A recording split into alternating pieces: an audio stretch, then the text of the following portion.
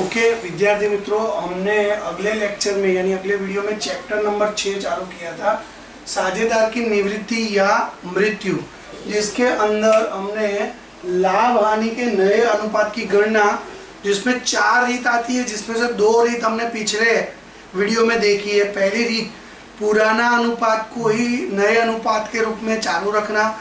रीत नंबर 2, जब चालू रहते साझेदारों का लाभ का भाग दिया हो तब। और आज हम तीसरी और चौथी रीत सीखेंगे।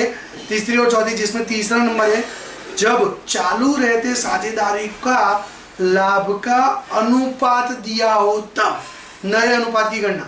तो लाभ का अनुपात दिया है, लाभ के अनुपात को हमें किस में परिवर्तित करना पड़ेगा? लाभ के भाग में। और फिर जैसे करना है वैसे। तो हमारी रीत नंबर 3 और रीत नंबर 4 ये हमारी बाकी है। तो हम रीत नंबर 3 देखते हैं किताब में, रीत नंबर 3, और उसके लिए आपको उदाहरण देखना है किताब में। उदाहरण नंबर 4, मैं जिसकी रकम बोल रहा हूँ वो रकम आपको गौर से समझनी है, बराबर। तो OBC 4:5:1 में लाभ हानि बांटने वाले एक पीढ़ी के साझेदार है, वो निवृत्त हो रहा है। O का भाग B और C को 1:4 के अनुपात में मिलेगा। B और C को लाभ के अनुपात के गणना, नए लाभ के अनुपात की गणना कीजिए। तो सबसे पहले उदाहरण नंबर हमें दिया हुआ है 4। उदाहरण नंबर 4, जिसमें OBC 3 साझेदार है। पुराना अनुपात, तो पुराना अनुपात हमें रकम में दिया हुआ है 4:5, 4:5:1। तो 5 4 9 और बेटे में आएगा 1 10, यानी 10 और 10। उसके बाद निवृत्त कौन हो रहा है? तो O निवृत्त हो रहा है, O निवृत्त हो रहा है, बराबर। तो O को अलग कर दीजिए। फिर B और C को मिलता लाभ का अनुपात। तो B और C को लाभ का अनुपात जो मिलेगा वो दिया है 1:4। तो 1:4, तो नीचे आएगा 5:5। अब दाखला कैसे किया जाएगा? तो दाखला 2 स्टेप में होगा। पहला, सबसे पहले लाभ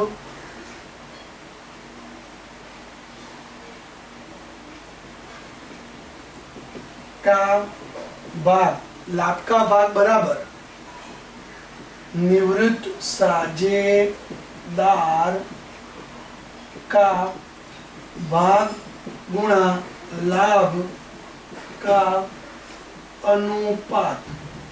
तो यहाँ पर सबसे पहले B का लाभ का भाग और C का लाभ का भाग, बराबर।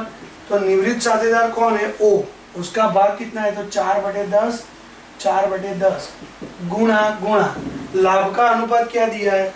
तो 1/5 और 4/5। तो गुणा कर लो, नीचे आएगा 50, ऊपर 4 एकम 4, और इधर आएगा नीचे 50 और 4 गुणा 4 यानी 16।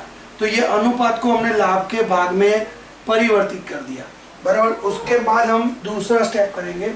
स्टेप नंबर 2, नया अनुपात बराबर पुराना अनुपात या पुराना भाग प्लस लाभ का भाग। तो यहाँ पर B और C को ही लाभ होगा, तो B का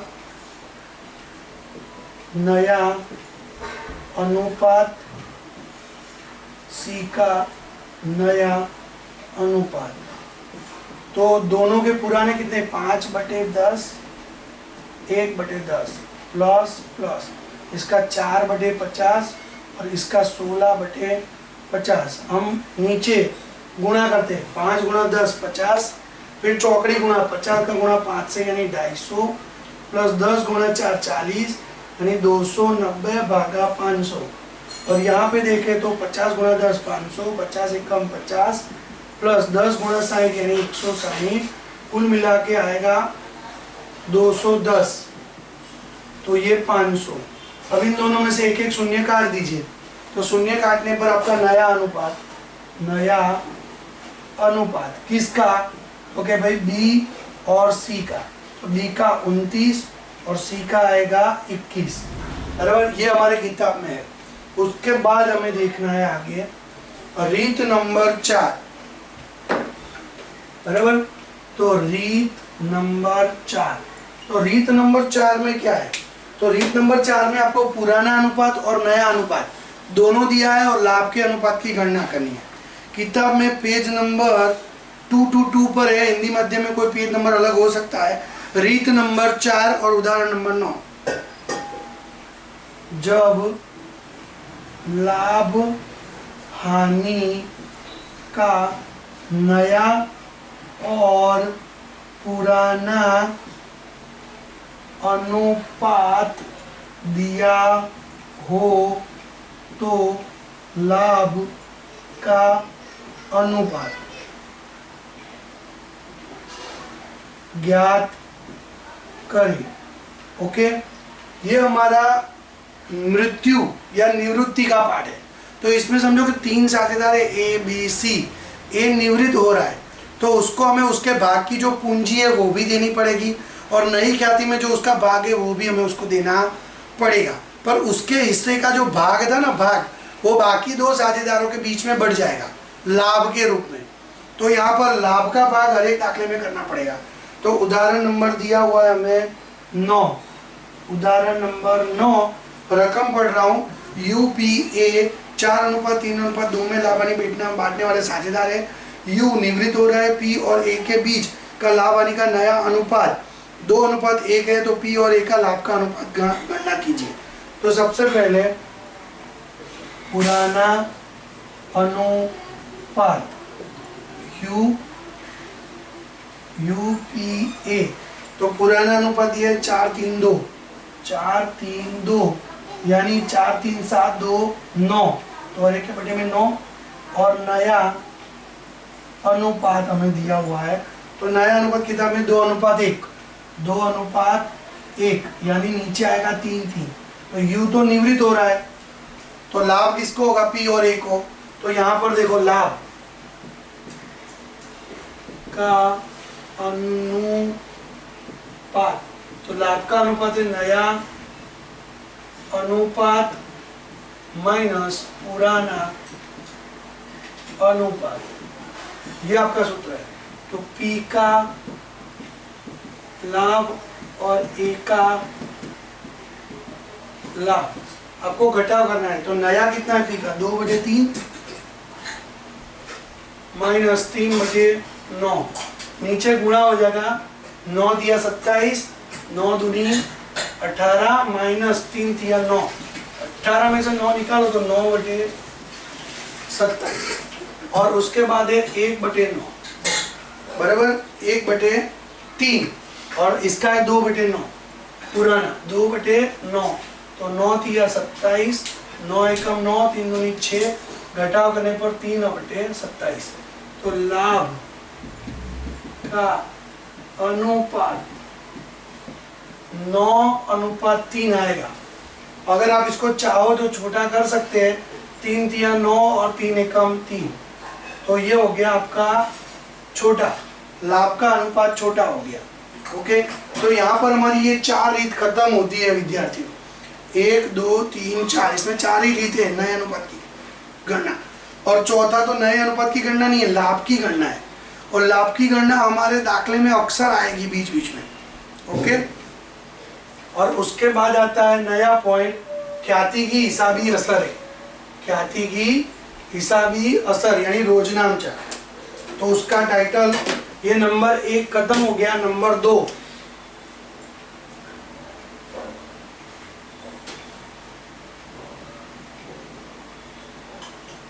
ख्याति की गणना और हिसाबी रोजनामचा, बराबर। तो ख्याति के अंदर भी आपके 2 ही पॉइंट मिलेंगे। एक, सबसे पहले अगर दाखले में पुरानी ख्याति दी हो तो पुराने साझेदारों के बीच उसे आप लिखित कीजिए। पुरानी ख्याति पुराने साझेदारों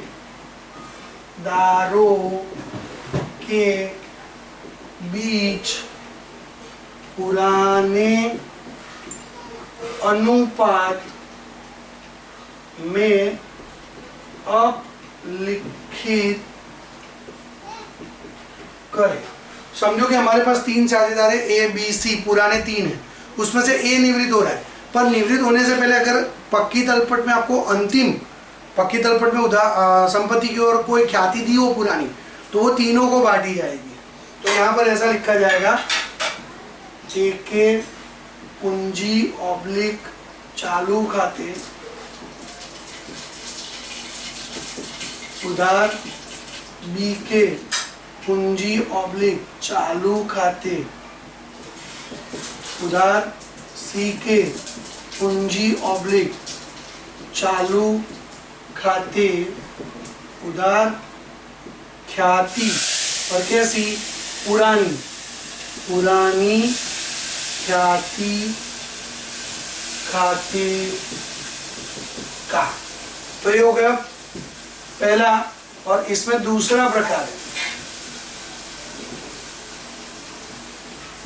निवृत्त या मृत्यु होने वाले साझेदार का नई ख्याति में हिस्सा और उसकी रोजनामचा, जो किस अनुपात में लेंगे, तो लाभ के अनुपात में होगी गणना, लाभ का अनुपात, हर जगह लाभ का अनुपात आएगा। तो आपको कुछ याद होगा कि हमने ऐसे 3 भाग किए थे, किसके अंदर, प्रवेश में किए थे 3 भाग, तो वैसे ही यहाँ पर 3 भाग है अभी, बराबर। तो सबसे पहला भाग समझो कि 3 साझेदार है, ए बी और सी, तो ए नाम का साझेदार जो पहला है वो निवृत्त हो रहा है, बराबर। तो उसके भाग की ख्याति है, बाकी के 2 साझेदार लाभ के अनुपात में बांट लेंगे, बराबर। तो आएगा वो लाएगा, तो यहाँ पे जा रहा है वो लेके जाएगा। तो यहाँ पर कैसे बांटेंगे, तो निवृत्त, प्रवेश में जो आ रहा था उधर, बाकी के 2 जमा, यहाँ पे उल्टा है, जो जा रहा है वो जमा, बाकी के 2 उधार, पर बाकी के 2 उधार किस अनुपात में, लाभ के अनुपात, बराबर। तो यहाँ पे लाभ का अनुपात, तो यहाँ पर ए निवृत्त तथा बी और सी का लाभ, तो इसके रोजनाम चाहिए, आपका पहला प्रकार है, ए, दूसरा बी और ये तीसरा सी। तो इसके रोजनाम ऐसे होगी, जो जा रहा है निवृत्त हो रहा है वो तो जमा होगा, बी और सी उधार, बी और सी के पूंजी चालू खाते उधार, और यहाँ पर सी के पूंजी चालू खाते का।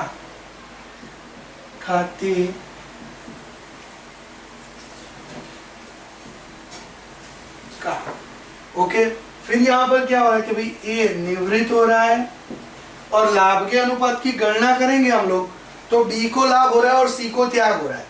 ए निवृत्त, बी का लाभ और सी का त्याग हो रहा है।